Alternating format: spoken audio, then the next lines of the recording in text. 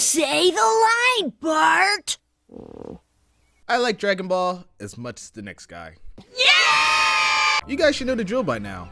Much like most people my age, Dragon Ball has had a monumental influence on my life. I wouldn't be the same person without the series.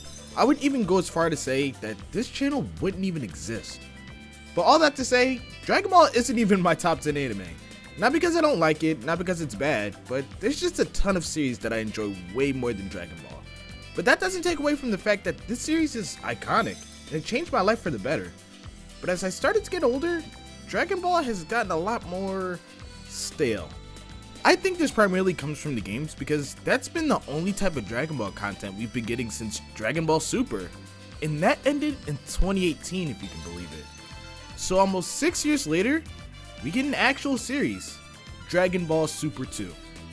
Wait, it's not Dragon Ball Super? And they're babies again?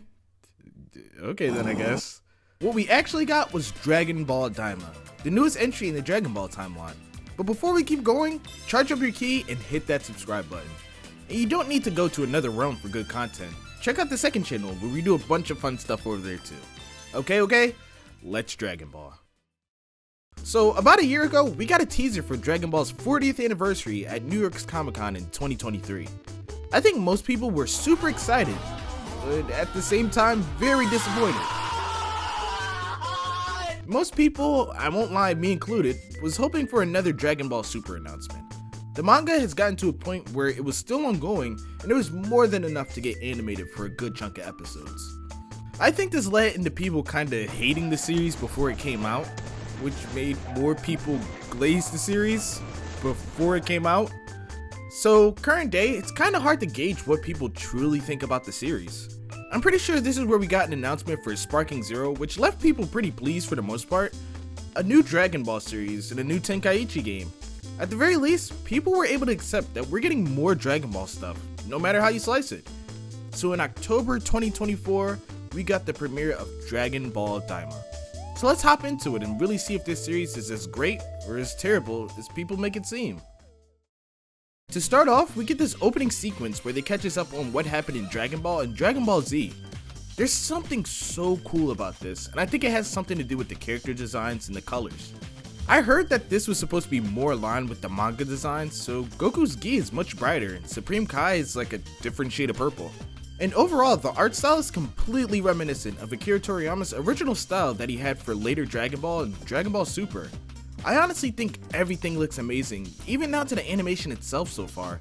You're probably like, holy glaze, start talking about the actual episode already. Episode 1 starts us off with these two nameless figures watching over the Z-Fighters smack dab in the middle of the Buu saga.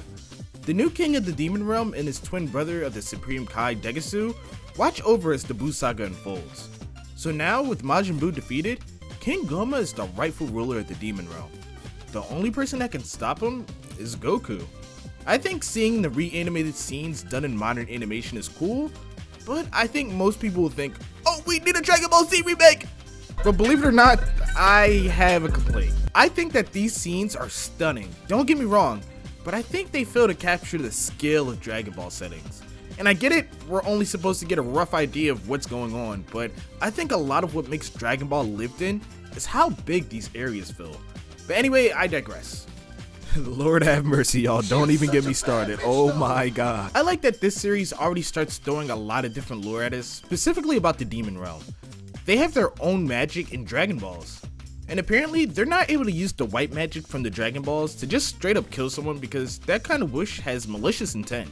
So Goma heads to Earth wanting to wish Goku and friends back to their youth in order to have no threat to his throne in the Demon Realm. We get to Earth and we get our tiny bit of fan service where Goku and Vegeta spar. Goma gets to the lookout where he explains that he wants to make a wish because the Demon Realm's Dragon Balls are guarded by very powerful warriors. So once they get the Dragon Balls, they wish the Z-Fighters back into kids and babies. I think the pilot was really good. If I remember correctly, the Dragon Ball Super pilot was just reintroducing the characters, but I really enjoy the synopsis and how it's told. The characters are just learning as they watch, and for the people who don't remember the series very well, it was enough to help refresh your memory. Episode 2 is the Z-Fighters trying to figure out how to get to the Demon Realm so they can save Dende and defeat King Goma. Supreme Kai says that most beings with pointed ears most likely came from the demon realm and left to go inhabit their own world. That explains a lot about the Namekians because they're all dudes. And how would they have all gotten a Namek in the first place? But now it all makes sense. Glorio gets to the regular realm and asks Goku for his help to defeat King Goma. So with his power pole and sense of adventure, the first group heads to the demon realm. Let me tell you, I just love how the demon world looks. In my head, and maybe this is because it's the universe, but I've always imagined the demon world as some grimy place that's just filled with darkness. I don't know, maybe it's that map where the final boss takes place, but it just made me assume that. But I really enjoy how vibrant this place is. I don't think I'd like a gloomy, horrifying demon realm, and it really fits with the rest of Dragon Ball, and it doesn't look out of place at all. Once they get to the demon realm, Supreme Kai tells the two that the demon world would be hard to navigate, so they get a hotel to stay in. We get our first action scene in the demon realm, and I think it's super charming. It's definitely reminiscent of the older Dragon Ball fights, but this is much more watchable. Goku is eating the Spider-Verse burger, by the way. But after the bar shenanigans, their ship gets jacked, so they have to walk to another town. Once they get there, they get to this little general store where they ask for a ship. While Goku and Supreme Kai tour the shop, they notice all these different bugs. One of them, as Goku puts it, is a fusion bug. And I don't want to say this sparked outrage because at the end of the day, I really don't care that much. But I saw people were angry that we didn't get a fusion between any of the main characters. The line of logic here was that we see something in the show, so it definitely should be done. But then it's like, no? I just saw it as a little bit of world building, honestly. I don't know, I think this mentality is what makes people think that Dragon Ball is nothing but action. Like, this series is clearly about the adventure aspect of Dragon Ball, something that isn't really explored too much once we get to Z, and even Super to an extent. So just seeing that the demon realm has equivalents to what's on Earth, I think it's just a nice touch. Nothing more, nothing less. The three get to the next town and run into a bunch of goons, telling the townsfolk if they don't offer up their money to King Goma, they'll spend 9 years in jail. But just before Goku could step in, a mysterious hero is here. This is Pansy. Wait, we had a little girl named Pansy, but she tells Goku that, I don't know if this is a callback to the very first Dragon Ball movie, but she shares the same name as the little girl in that film. By the way, go watch that video. Pansy is another Majin that's able to do magic, but she's into machines. You can already tell that her and Bulma will have some sort of dynamic, which is something we don't see often. We get a look at what King Goma and Dende have been up to, and I think it's hilarious that he's just looking over Dende. I get that he needs him for his master plan, but it's honestly super cute. The gang get to the Mafia Castle where they meet the king, and he's able to see Goku's potential. So now with the new plane, the group sets out to the Tamagami for the Dragon Realm's Dragon Balls. Once they're able to get their flight back on track, the team finally rests in a nearby cave. While everyone is sleeping, we get our biggest twist in the series so far. Glorio is in contact with the hot Daima. Maybe Supreme Kai was right this whole time. Glorio knows much more than he was letting on. There's a Minotaur that was living in the cave that everyone was sleeping in, but Glorio and Goku disagree on who should take it out. This leads to them having a small spar. And let me tell you, this was great. I love how dynamic everything feels, especially with how good everything looks aesthetically. I think Dragon Ball is the least aesthetically pleasing show compared to the big three. Not to say that the series doesn't look good, but then I feel like these other series have worlds I'd want to live in. I said in my ranking video that the Dragon Ball Super art style is ugly. Shut up with your ugly ass. What you think you doing in my... I said before that this series is the closest one that resembles Toriyama's original art style, so it's nice to see it translated so well. Goku quickly outclasses Glorio, and they move on to the next. Hibis gets to Earth and tells Team B that he's ready to go back to the Demon World with them. Goku and the rest of Group A finally make it to the Tamagami, but before Goku challenges it, he wants some food and a quick toilet sesh. But after that, Goku is ready to go. The fight in episode 8 with the Tamagami was super cool. We actually get to see Goku get serious with an opponent. Not only was the fight cool, it was animated really well, especially with the Kamehameha at the very end. Goku is able to beat the 3-star Tamagami, so he gives Goku his final test, a cup game. Goku is able to win the cup game and heads off to the next Dragon Ball. Glorio fills in Aransu about their progress so far, and now we're able to understand what she's doing all this for. She wants to rule over the Demon Realm herself, so she creates a Majin similar to Buu. This one will be easy to control, and if things go south, she has tabs on the Dragon Balls. They wake up the next morning expecting to rendezvous with the other Earthlings, but they get their plane jacked too. Everyone is able to meet up, but it was basically for nothing because everyone couldn't fit on the one ship. So Team Goku heads out and Team Vegeta gets ambushed by some Demon Realm goons. Eventually, everyone is able to reconvene on the original planet Namek, but they went into the kooky old Namekian who reveals himself as the creator of the Tamagami. Originally, the Dragon Balls of the Demon Realm were supposed to be used as a reward, but then so many people found out about their capabilities. This led into the creation of the Tamagami. They protect the Dragon Balls so they're not easily obtainable. While this is going on, we see Arinsu make a new Majin from Hashirama cells. This time, it's powerful enough to take out the Tamagami.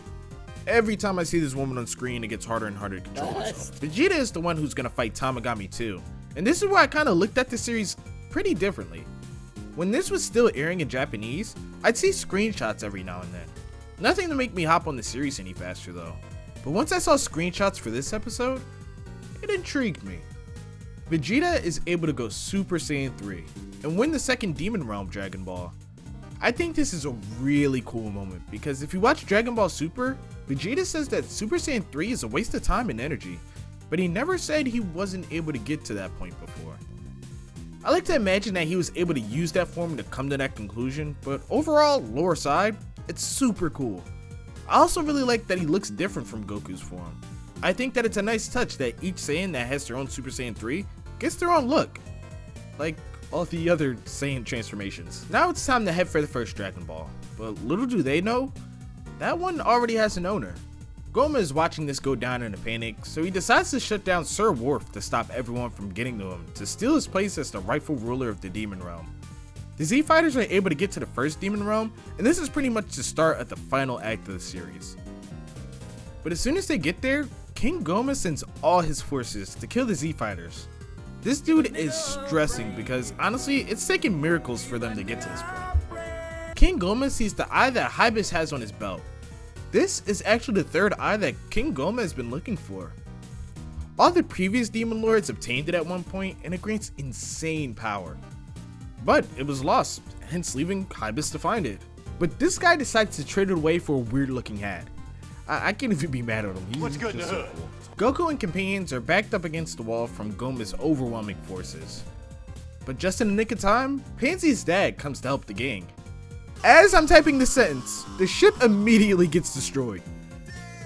Okay, they're alive, no biggie. Everyone gets to the final boss castle and Operation Save Dende is a go.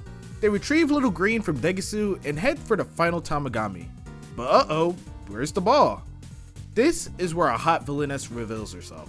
Because they knew what they were doing with that game chat. Goma is finally able to wield the power of the third eye and now heads for the only threat to his throne. Arinsu shows the gang the last Dragon Ball, so she makes a deal with them. Send one representative and whoever wins the battle will get the Dragon Balls. But just as the battle is heating up, a juiced up King Goma slides onto the scene. Let me tell you, this is the start of the peak climax in the series. It takes everyone, including the Majins and the Tamagami, to even damage the new King Goma. I just love the scale of everything. One of the things I talked about earlier was how Dragon Ball does a good job with showing how big these environments are, but sometimes they have to sacrifice quality. But the start of this massive fight, there's no dip in quality. In fact, the quality drastically improves in an already good looking show. Episode 17 ends with Goku unleashing his most powerful form at this point in the series. And man, this is cool. Might I even say that this is cooler than the first time he did this form. Listen, say what you want about the Super Saiyan 3 transformation episode, but I think it's extremely obnoxious. I don't like it in the slightest in the series. I understand that Goku is going beyond, but then in hindsight, he only uses the form for like 3 more times in his life after this.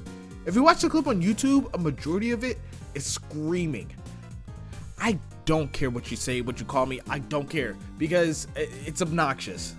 This time around, it was short and sweet, and it emphasized that this is still important, but there's still some battle ahead. Super Saiyan 3 is just enough to put up a fight against Goma, and seeing Goku rock the long locks, Majin Buu even gets a Super Saiyan 3 of his own. Even with all the power-ups, Goma is able to persist thanks to the power of the third eye. But not all hope is lost. The Grand Elder Namekian taps into Goku's DNA and unlocks this all-new Super Saiyan 4. Yes, we now live in a timeline where Super Saiyan 4 is canon to the Dragon Ball universe. And I think this is super cool, and it does call back to Dragon Ball GT in a way. From what I remember, Super Saiyan 4 was only able to be achieved once they were able to conquer the Great Ape form. So once they were able to master that anger, this results in a more refined form being a combination of their normal base with ape-like features. It's a really great representation of a mastery of oneself. Technically, Goku had his ki unlocked before, but he wasn't nearly as strong as he is now.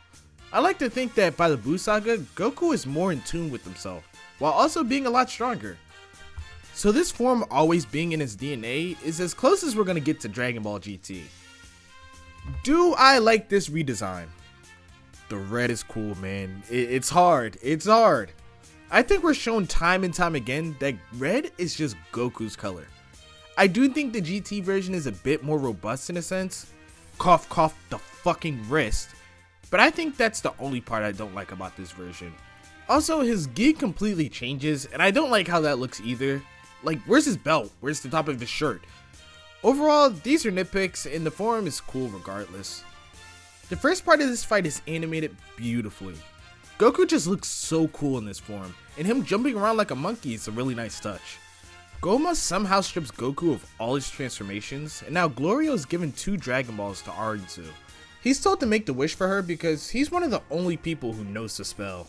But instead of becoming the Demon World's new emperor, Goku and friends are turned back to adults. Arinsu gives him the key to defeating Goma, which is to hit him in the back of the head 3 times.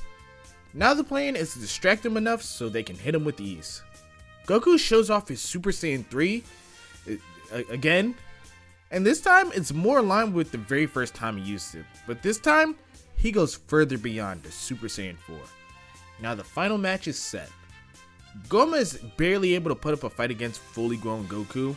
He's throwing every big attack at him, but Goku just keeps going harder and harder to the point where he simply can't keep up. I think the animators went crazy here. I actually follow someone on Instagram who animated one of the scenes, and they didn't say anything until the series was actually over. So going off of that, I'm sure the animation team was filled with people who were inspired by Dragon Ball and are now old enough to work on the series. You can tell this fight was just filled with tons of love and meant for Dragon Ball fans. With one final Kamehameha, Goku is able to open up King Goma. Piccolo rushes there, but then he fails to get the final 3rd hit in. But luckily for them, Majin Buu is able to get the final 3 hits and save the day. Now, King Goma is back to being short, and has to spend 100 years in prison for all the transgressions he's committed. But this leaves one more question. Who's gonna run the Demon World? Well, the person who beats the last Demon King is next in line, and that can only mean one person. Goo. I thought this was kinda cute. He went from being a fetus to a ruler of the Demon Realm in like 48 hours of him living. But now, everything is settled. The Demon World is able to see peace, Goku and friends are able to go home, and Tien and Chaozu are safe and sound. And that concludes Dragon Ball Daima. I have a ton to say about this series, so let's just start off with, damn! It was cool. I think that this was a really cool direction to take the series. I really love how contained it is. Like, the series at a point does dip into Dragon Ball Super, but it wasn't super on the nose, you know? I think the strongest thing about this series is definitely the storytelling aspect. It's pretty linear, which is something Dragon Ball isn't new to, but I can't help but think, this reminds me of One Piece. I think traveling to the different planets and seeing the different planes of the Demon Realm really helps give this series some much needed adventure. Like, these places are new, colorful, and large, so it's nice to see that the characters are interacting with them instead of just going to the next place to fight. I also have a theory that this is supposed to be the canon version of GT. If you watch enough of both series, they are pretty similar, and I know in recent time people have been getting a real fondness for GT, often citing it as an underrated classic we didn't appreciate before. If I had to guess, I think that's because people really like Super Saiyan 4 and nothing else about the show. But this does feel like GT, but well paced and actually watchable. Speaking of Super Saiyan 4, I think it was a nice touch to make it an official transformation, while also disavowing GT in a way. I think that this was a huge concern in the Dragon Ball series, because GT is supposed to take place right after Super, but the timeline in Super was slowly but surely catching up to where GT is canonically. So I think it was a pretty good call to make Super Saiyan 4 a moment before Super happens. But then, that begs the question, why didn't he use it in Battle Gods if he always had it? I like to think that this was a one-time thing Goku wasn't able to unlock on his own, so by the time Beerus came, it was already obsolete. So, back to the question, was Dragon Ball Daima that good? This is one of the best series in Dragon Ball, and much like the Broly movie, it adds so much to the series. I think kids now will watch it and this will be their Dragon Ball series. Being able to go on this huge adventure with Goku with so many twists and turns just makes you feel like you're a kid again. This is probably the best looking Dragon Ball series to date, and I think it'll be super hard to top it going forward. Having this being the last series Toriyama was able to overlook, and it being the original style of his earlier work, is such a nice thing to see. The animation itself was super impressive and made the series super rewatchable. I think the only gripes I had with this series was how much it started to drag out towards the end, specifically the episode with the giant planet, but if that's my only complaint about the pacing, I think this show did a pretty good job in the narrative department. Overall, this is probably one of my favorite Dragon Ball arcs. If you were on the fence about watching it, go give it a watch and just feel the magic the series has. Dragon Ball as a whole means a lot to people, so when you have people who are making it that love the series just as much as the people who are watching it, you get Dragon Ball Daima, a love letter to all the people who stuck around with the series since they were children. Dragon Ball Daima, you were truly an amazing show. Step into the Grand Tour, Grand Tour, Grand Tour, step into the Grand Tour, Dragon Ball GT.